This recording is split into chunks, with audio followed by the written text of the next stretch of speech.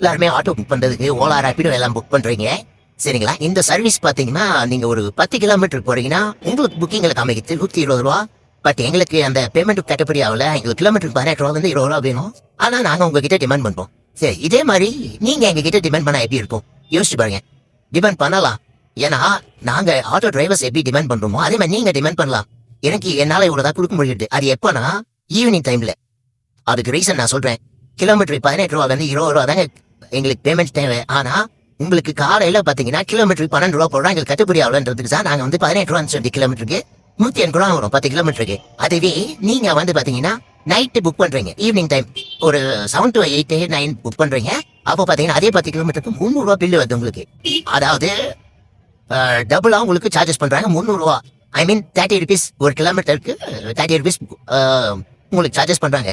அப்படி பாத்தீங்கன்னா அந்த 300 ரூபா நீங்க டிமாண்ட் பண்ணலாம்.